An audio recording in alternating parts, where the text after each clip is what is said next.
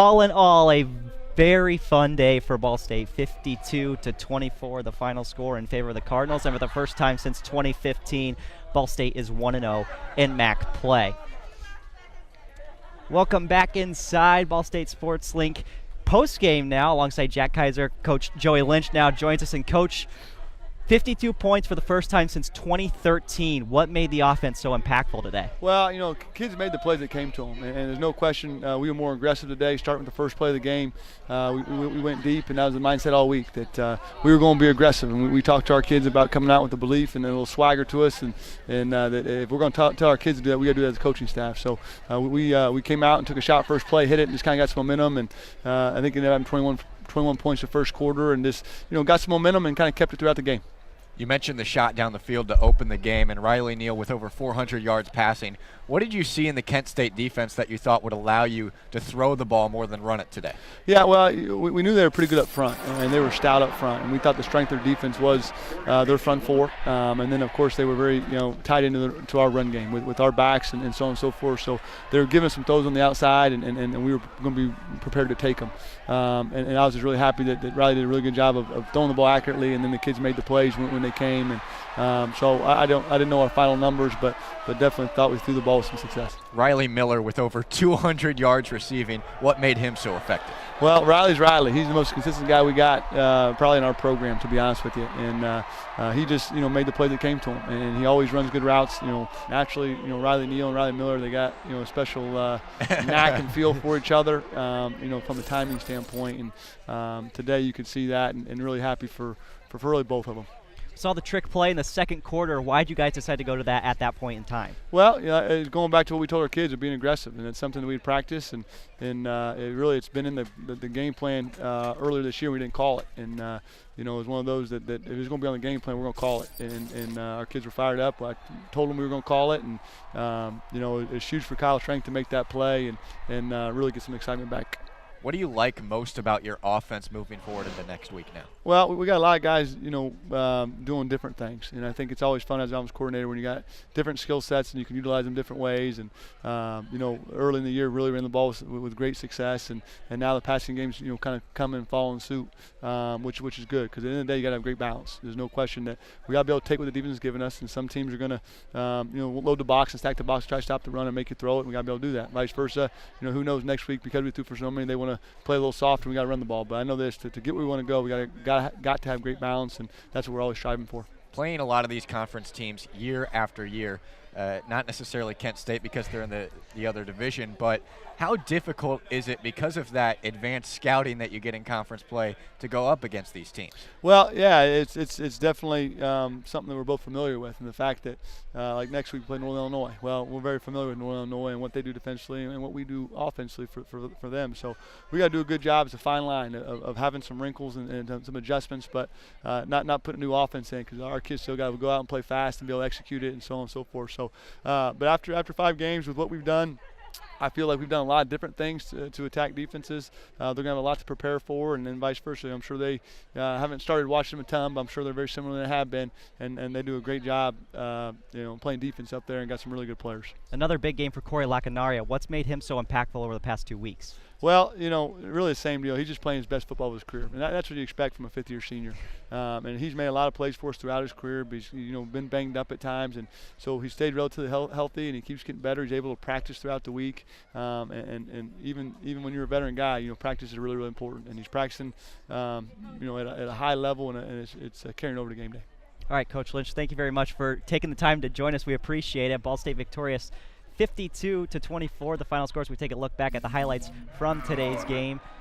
The Cardinals just dominating up front on the defensive end as well as offensively. Woody Barrett struggled to get the ball into some passing lanes, and as coach, defensive coordinator David Elson said, he just wanted them to attack the football, and that's what Ball State did defensively. They caused a lot of turnovers. Yeah, 3 more turnovers forced today by the Ball State defense. That's a staple of the defense. The reason the Cardinals were so effective in South Bend against Notre Dame is because they forced 3 interceptions.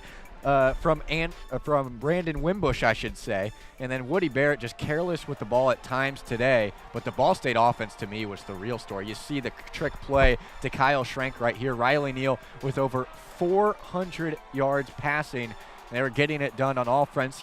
There was a miscue, a miscommunication between him and Malik Dunner. And the Kent State offense was able to establish itself at times today, moving the ball down the field. But too many mistakes from Kent State. The turnovers, the penalties, and not being able to stop the Ball State offense. Just too much to overcome from Kent State. And the yards, I mean, about the same across the board. You talked about, Jack. It's just those turnovers that Kent State committed. Riley Neal, obviously, over 400 yards passing to go along with 4 touchdowns. Unbelievable day for that Yorktown connection. Yeah, the Yorktown connection was certainly in full effect today. I mean, these guys going back to high school have just been on the money with their routes. And Coach Lynch talked about it. Riley Miller, Corey Lockenaria, both these guys playing the best football of their careers. 2 senior receivers, veterans that run precise routes, and it showed today. Miller, best game of his career. Corey Lockenaria, one of the best games of his career in the previous game with nearly 100 yards. So both of these players, when they're on the money, that just helps Riley Neal and the entire offense. And AJ, what did you see from Ball State today offensively that helped them get those 52 points? See, the biggest thing for me was they opened up the playbook. You know, I've talked a little bit last week about how the fact that I wanted to see more creativity from the offense and really opening up things for Riley Neal, which today he did a fantastic job. 402 passing yards, 4 touchdowns. You could not be more efficient if you're Riley Neal. And if I'm him, I have to come away feeling really good about this game. It's your first MAC win since Buffalo 2 years ago. You had a really good home showing after kind of a disappointing week last week. But coming back home today, I mean, it was absolutely just a bombshell day for the offense. I couldn't have seen what I saw today. I absolutely loved.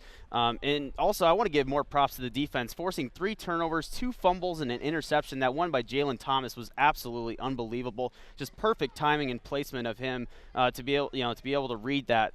But Ball State, all around great game. They led the time of possession battle, 33 minutes and 59 seconds, 32 first downs, which was absolutely marvelous, and 11 for 20 on third downs. Just much better, efficiency from this offense, and they should feel really good going into NIU next week, a team they haven't beaten in 10 years. Yeah, the defense came up with big plays, and I think the offensive performance was a little bit shocking because of how much they went through the air. Riley Neal with 50 pass attempts today. And on the ground, there just wasn't much going. Riley Neal, the leading rusher, with 61 rushing yards, 11 attempts. James Gilbert, 14 rushes for 44 yards. Had a couple of touchdowns. Those are important. I think James Gilbert will take the pair of touchdowns over the yardage, but not the same rushing attack that we're used to seeing. But either way, I mean, Ball State was getting it done through the air. Why not just continue to go to that over the course of the entire game, because it was working. And we talked about in the pregame show, Ball State, it just seemed like they couldn't convert in the red zone. In the first quarter, it was a totally different Ball State team. Say putting up 21 points in the first quarter, which, by the way, was the most points that Ball State had put up in a single quarter versus a MAC team since EMU in 2015, which was super impressive. I mean, just the play calling. You saw that on screen before, the double reverse, which, I can't remember the last time I've seen that kind of creativity in the offense. And just look at the poise and precision of Riley Neal. We have a run play right here, but the biggest thing that I saw from Riley Neal today was, just the fact, his reads were so much better. He was reading the field so much, and also his internal clock. There was a lot of times on those rushing attempts that he had, that he counted 1, 2, 3 and just took off and sprinted straight up the middle. As you see right here, the double reverse, just beautiful play drawn up to Kyle Schrenk. This was the thing that I wanted to see from Ball State coming into this game, just opening it up more and letting Riley Neal be himself. And today I thought we saw the ceiling of what he can be. Yeah, Riley Neal looked phenomenal today. He passed Mike New last week for 3rd all-time, and we'll check in with what we hope to be a very happy Mike New in the post-game press conference. Coach, want to start with the opening statement? Good win, trying to get that organized. We apologize. We're having some technical difficulties here, but Jack, what did Ball State do today that you think has to extend into the following 7 weeks? Riley Neal played well. I think it's that simple. Passing for that many yards is something that won't come on a consistent basis. It's just not going to happen. But if he can display the downfield accuracy that he had at times today, as you see right here, that one was a bit of a trick play drawn up, but his poise in the pocket, AJ talked about it. going through his progressions, when it's not there, just throwing the ball away and then throwing the ball deep down the field. This was the play to start the game. Ball State set the tone. Riley Neal was fantastic today, going through his progressions and hitting his receivers that happened to be open. They ran great routes. They found the pockets of space, and Neal hit them. And then paired with a rushing attack that will produce more yardage than it did today, this Ball State offense could be pretty deadly. One of the biggest words that people often use to describe quarterbacks is that they have the intangibles. The intangibles to take off in the pocket, the intangibles to step up and make the hard throws, the intangibles, to be able to be accurate. Today, Riley Neal showed that he has the intangibles. This was the best performance in my 4 years of watching him that I can remember. Just the complete package that he offered. I mean, making plays on his legs, using his awareness, seeing the field, seeing the receivers down the field and seeing where the defenders are, being able to step up in the pocket and just create, plays. That was the most complete performance I think I've seen from a quarterback in my 4 years here, and certainly the best performance that I've seen from him this season. 402 passing yards for Neal, 4 touchdowns to go along with that as we now head to Mike New in the press conference room. All right, Coach, want to start with the opening statement? Good win. We talked about turning the page. The first 4 games of the season had no bearing on what was going to be the outcome for our season, and there were some good and some tough moments to start the week here for us in terms of preparation. But our guys were awesome the way they responded. Coach Elson made a really good point this morning. We had a team meeting that he gave a lot of credit to our guys that are on scout team. And a lot of times when you play a team that has very up-tempo like that, and they'll go as fast as the officials let them, trying to get that organized in practice is not always the easiest thing. And our scouts bought into that 100%, and they went out and worked their tail off to try to give our guys the best look possible. And so the guys never get enough credit. So proud of just the overall attitude attacking the week, knowing that, man, we started a new season, we're 0-0 in the MAC. And it was important. We wanted to come out. We wanted to turn the corner. I told the guys before we left the hotel to get on the bus, I said, this is the day we turn the corner. This is the day we turn the corner. And so we got to 1-0 in the MAC. That's all we wanted to do. That was our goal by the end of today. And so we're able to do that. A lot of positive things in all 3 phases. And, we need to enjoy it and get ready to get back to work tomorrow. Riley Neal and Riley Miller, huge day just in general, connecting with each other back and forth. How big was their offensive success just to the overall team? Oh, just some big throws and some big catches, and so the question always gets asked about Riley Miller, and he's just one of those guys that just comes to go to work every day, and Coach Jackson and our defensive backs have kind of messed with him and given him the nickname of the GOAT, and they're just kind of, it's a credit to him though because of how hard he works, and he's one of those guys that you love his story to start his college career as a walk-on, to earn a scholarship, and just to go about his business the way he has. He's first class in everything that you do, and him and Riley obviously have a good connection. They trust one another. They've worked on that. Their time together at Yorktown, and now their time together at Ball State. How does it feel to be 1-0 in MAC play? Good. That's what we wanted to do. The guys that the teams, there were 4 teams being recognized, in addition to our fans, our friends, families that were here in support, but there were 4 teams being recognized today for Alumni Weekend, the 78 team, 93 team, the 98 and 2008 and 2013. And so we want to do it for them, those guys, to make an investment, the ones that were able to make it back to campus, and our guys took that personal. We wanted to make this a memorable day for them, and it was a great victory, great team effort by our guys, and a way to respond to a little bit of adversity, and I'm just proud of the way they approached the day and approached the week, and we're going to enjoy it, and then we're going to get back to work. Riley Miller, a #1 receiver now? Credit to him. Just how hard he works, He's just one of those guys that comes ready to work, and whatever the play that's called, Riley Miller understands the coverage. Riley Miller understands that when his number's called and it's man-to-man coverage, Riley Neal did a great job of locating it, and Riley Miller made some big catches, man, just time and time again, and hats off to him for how hard he works and for being as first class of a guy as he is. After the previous 2 weeks, how do you feel the defense responded? Oh, I thought the defense did a nice job. We knew we were facing a team that was high tempo, trying to run a lot of plays, all that stuff. But our defense, they did a great job early in the game. They forced 3 turnovers. We can't turn the ball over twice. They forced 3 turnovers today, which is awesome because that's what you want to do. We talked today before we left the hotel. It's touchdowns and turnovers. That's the theme of the day. And so we got to make sure that we capitalize on it and we have the opportunities. And I thought the defense did a great job of trying to contain and not give up a big play. And, they forced some turnovers, which is good. And then right there at the end of the game, I thought it was awesome that we were able to finish the game after they got a stop there, and then we were able to finish off. Wanted to see Will Jones get in the end zone because of how hard he works as a scout team player. But, the right thing to do was how it finished.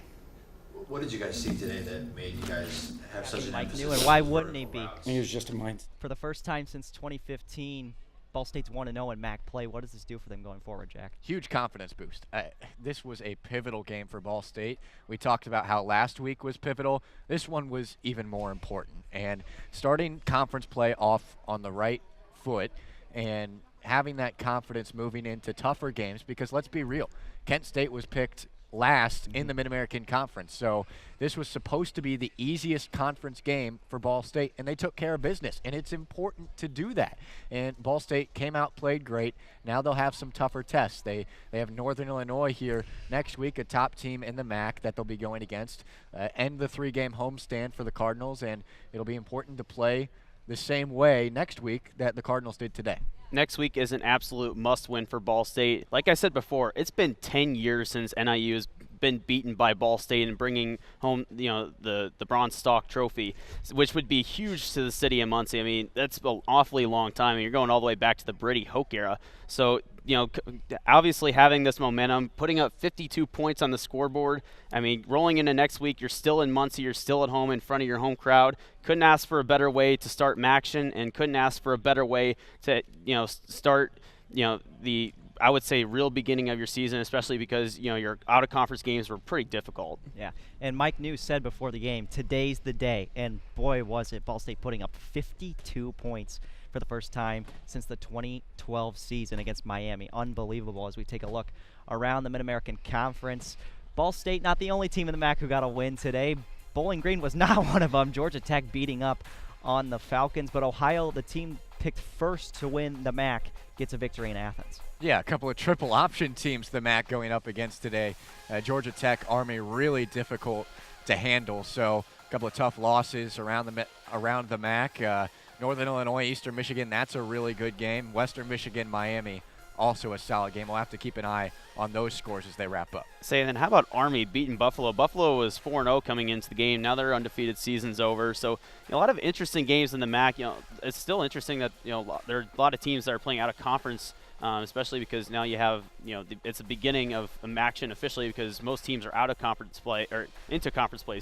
So very interesting start, and Ball State looking to carry that momentum next week as they face Northern Illinois. I'm sure they're going to look a lot at the Eastern Michigan tape. Yeah, it's going to be one to check out. That game in Ypsilanti right now, 10-3 in favor of Eastern Michigan. But like you said, AJ, it's been 10 years since Ball State beat Northern Illinois. What do you think they have to do next week to prepare for that Northern Illinois team? Continue the dominance on offense, continue to open up the playbook for Riley Neal, and just allow him to be himself. Today, like I said, I think this was the ceiling for him.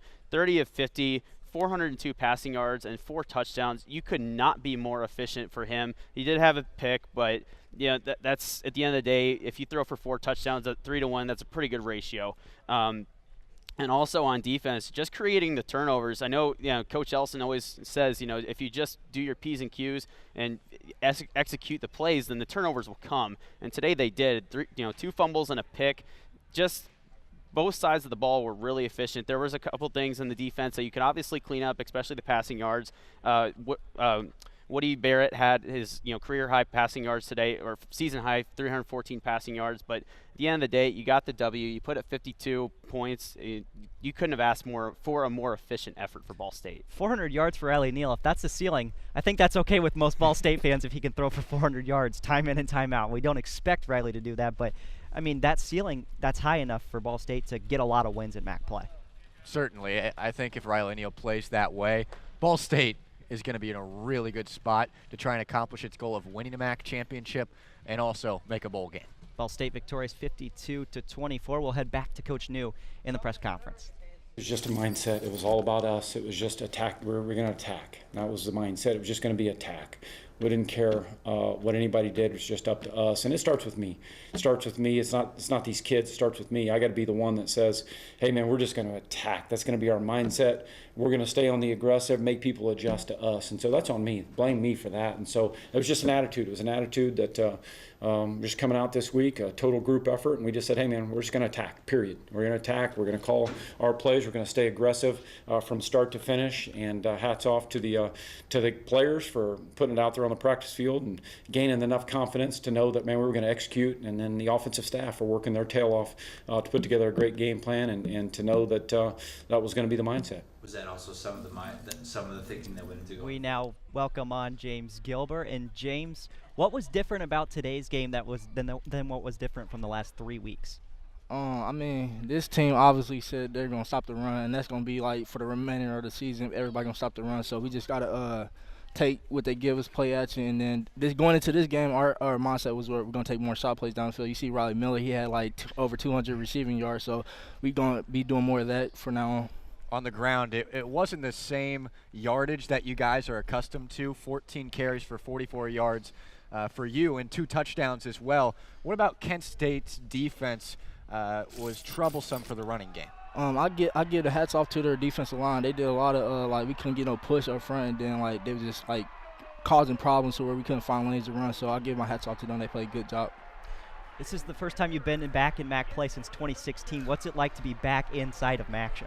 It feels good. I always said when I get to MAC play, I'm going to dominate the whole league. But I didn't actually do that today. But it's good to get a win for my team, whatever I got to do, whether faking the ball or getting them tough yardage or whatever. So it was good to get a win. How difficult is it to go against teams that have advanced scouting reports against you and your offense because you guys play them so much? I mean, it's difficult at first, but like everybody knows we're good. We run the ball and we got 3 good backs. So it's not nothing like no secret, nothing like that. Everybody gonna stop the run. We just gotta play our game and just take the passes downfield and take shot plays. Take us through the trick play. You weren't on the field for it, but how did you guys practice that during the week, and were you ready for it? Oh yeah, we practice that play all the time. The play is called Cardinal. So we checked the receivers to see like the coaches like the good look, and then they said like we're leaving it on. So once we did that, I'm like, oh, Strength's gonna be wide open the field. So Riley, once I tossed it to Corey, then Corey tossed it back to Riley. Strength got the ball and just went up the sideline and scored. So it was a good play. We seen it in practice every week, so it was good to call it. What do you guys like most about yourselves moving into the next game and the rest of conference play? I feel like we got a lot of good players and a lot of versatility. So like it's not no one dimension where we gotta just stop the run or they're gonna run the ball or we're just gonna pass the ball. It's like we complement each other, the pass game and run game. So whatever they give us, we're gonna take it. Obviously, you guys haven't started looking at film yet, but what do you think you guys have to do as a group to get ready for next week? So Northern Illinois, it's always a good matchup every year with them. So hopefully we come out with a great game plan and get that trophy back because it haven't been back in Muncie in a while. So that's our goal for coming into next week. All right, James, thank you very much for joining us. We appreciate it. We'll head back to Coach Mike New in the press conference room. And then, Riley Miller and Trevor Holt kind of rotating those guys. So that was just kind of a shift. His day's going to come. Yeah, he's going to have one of those games too here soon. And so it's just, kind of how the game unfolded today and, how some of the throws and how some of the reads went. Anything else for Coach? Thanks, guys. Thanks, Coach. And now we welcome on the man who had a career day for Ball State, wide receiver Riley Miller. And Riley, what was different about today than the last 3 weeks that helped you get open and have those receiving yards? It was just kind of the defense. We were just trying to take call plays and take what the defense gave us. And fortunately, I got open a lot, and I got the ball a lot. So we all just tried to make as many plays as we could, and basically we were just taking what the defense gave us. What did the defense give you? What did you see coming into this game that you thought you could take advantage of? A lot of inside leverage, so a lot of out-breaking routes and a lot of free releases, I guess. And then we also saw a lot of off coverage, and there wasn't a lot of press. And so when that happens, you get a free release, and you just kind of run routes that way. How has you and Riley working together for the past 7 years, because you went to Yorktown together, obviously helped in conference play? I mean, we've been friends for much longer than 7 years, Yeah. so we've been playing football for a while. But it helps. It helps tremendously. We just in practice and in lifts and games, just to have somebody familiar to fall back onto, and kind of get you right is tremendous. How important was this win? I mean, you guys, a tough loss last week, but starting conference playoff on the right note. Every win's important, no doubt. Every win's hard to get, and so this first win in conference play is a hope, a spark plug for the team, and kind of gets us going and gets us in the winning mindset. It's been a long time since Ball State has beaten Northern Illinois. What do you guys have to do to prepare for next week? Well, we just got to take one step further from this game. We have to remember this game, remember how it feels to win, never forget that, and kind of just prepare for Northern Illinois one step harder. Just take the next step forward and on to them. All right, Riley, thank you very much for joining us. We'll Thank take you. one last look at the highlights. Riley, obviously in here a lot.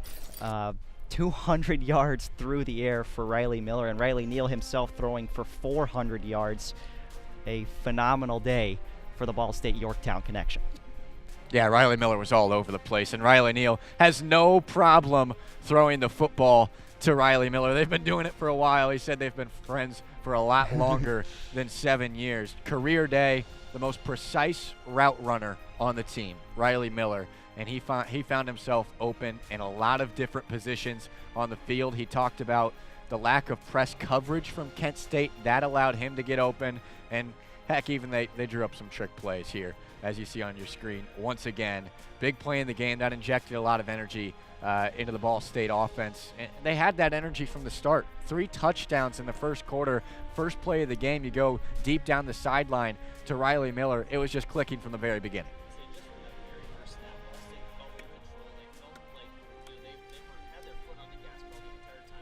I was worried at halftime. Once you looked up the scoreboard, you saw they had the lead. I was like, are these guys going to continue to, put their foot on the pedal, or are they just going to let up and try to ride out this win? But they continued all the way through the fourth quarter. Even when Drew Plitt came in, they were still moving down the field and almost had a score there at the end of the game. But just an all-around impressive effort from Ball State, and very well-rounded. And Ball State, James Gilbert and Riley Miller, who we just had on here. Gilbert, 2 touchdowns, only 44 yards on the ground. Not too shabby of a day, though, to go home with 2 scores. And Ball State just overall, 52-24. We talked about pregame. You can't let Kent State get to 27. They didn't let them get to 27. And then the offense, it was better than the Central Connecticut State game. Well, yeah, 27 wouldn't have mattered today the way the offense was playing for Ball State. But, yeah, the offense was, the best game of the year. You said it, Jarin.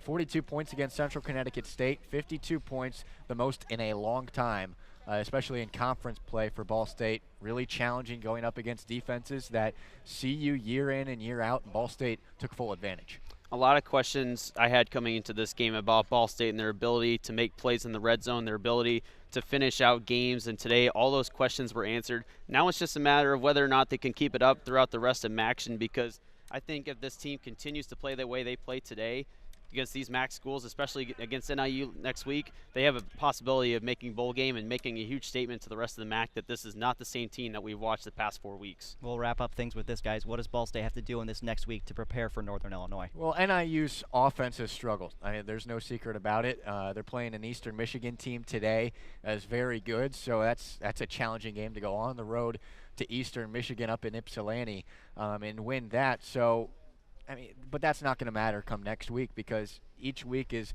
a fresh start for these teams. Northern Illinois has beaten Ball State a lot. It's been a long time, I believe 10 years since the Cardinals have defeated NIU. So they'll have to come in and play with the same energy, the same aggressive mindset that they had today against Kent State. They'll have to carry that over to next week, and the defense will also have to come up big as well. Force those turnovers, get off the field on 3rd and 4th down. Ball State will have a good chance. In my opinion, this is the biggest game versus NIU that Ball State has had since the 2013 season. That was when Keith Wenning and Willie Snead were still here, and they were 10-3 and had a great season. But this is a very pivotal matchup coming up for Ball State. The ability to show the rest of the MAC that this is a team that put up 52 points today, that they can continue that going up against a team they have not beaten in 10 years and battle for the bronze stalk. I mean, this is a critical game for Ball State. I am so much looking forward to it next week. Ball State victorious today, 52-24, the final score. For Adrian, Jarding, and Jack Kizer, I'm Jarin Matheny saying so long from Schumann Stadium for our executive producer, Erinn Casey, as well as our technical director, Jared Frank, and the rest of our SL Game Day crew. We'll be back next week to face Northern Illinois. We'll have the Ball State pregame show at 2:15.